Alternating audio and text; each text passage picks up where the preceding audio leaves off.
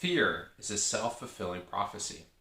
Hi, my name's Dave, and welcome to the Daily Stoic, 366 Meditations on Wisdom, Perseverance, and the Art of Living by Ryan Holiday and Stephen Hasselman. Today is February 7th. Fear is a self-fulfilling prophecy.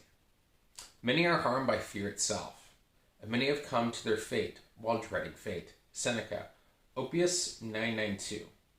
Only the paranoid survive. Andy Grove, a former CEO of Intel, famously said, "It might be true, but we also know that the paranoid often destroy themselves quicker and more spectacularly than any enemy." Seneca, with his access and insight to the most powerful elite in Rome, would have seen this dynamic play out quite vividly. Nero, the student whose excesses Seneca tried to curb, killed not only his own mother and wife, but eventually turned on Seneca, his mentor, too. The combination of power, fear, and mania can be deadly. The leader, convinced he might be betrayed, acts first and betrays others first. Afraid he's not well liked, he works so hard to get others to like him, it has the opposite effect. Convinced of mismanagement, he micromanages and becomes the source of the mismanagement. And on, the things we fear or dread, we blindly inflict on ourselves. The next time you're afraid of something supposedly disastrous outcome, remember, if you don't control your impulses, if you lose your self-control, you may be the very source of disaster you so fear. It has happened to smarter and more powerful and more successful people. It can happen to us too. Yes, fear is a self-fulfilling prophecy. I heard fear described as F everything and run, or face everything and recover, or false facts appearing real.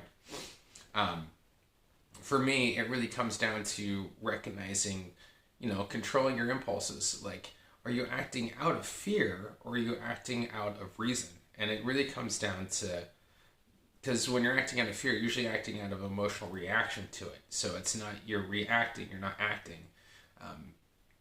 And fear is such a powerful emotion that, I liked when he was talking about too of the mismanagement, the micromanagement. Because I remember when I was a chef, I was so afraid they weren't getting the recipe right or something, so I would come in and micromanage them, and then everything would still go wrong because then I wasn't doing the things I needed to be doing. I wasn't giving my team there, and instead of being helpful, I was actually being really harmful, and it led to people quitting on me. And so recognizing that what you have control over and what you don't have control over, and controlling your impulses and not letting fear win.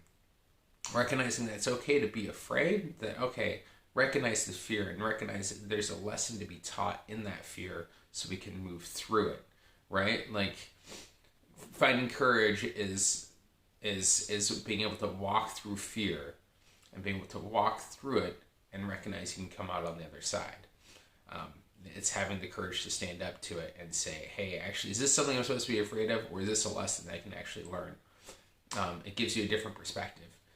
That's what I have today on fear. And what do you guys think? Do you think that has there been times when fear has been a self-fulfilling prophecy, when you're so afraid that I'm afraid I'm not going to pay my rent, and then that month you don't pay your rent? Has been times when you've had fear as a self-fulfilling prophecy? I would love to know what your experiences are with that. Let me know in the comments below, and thank you for making it to to the end of another video with me. Really appreciate it. So grateful that you're here. Don't forget to check out all the other videos, subscribes, the follows, the bells, the dings, all that fun stuff. And with that, I just want to wish you guys a great, if not better, day.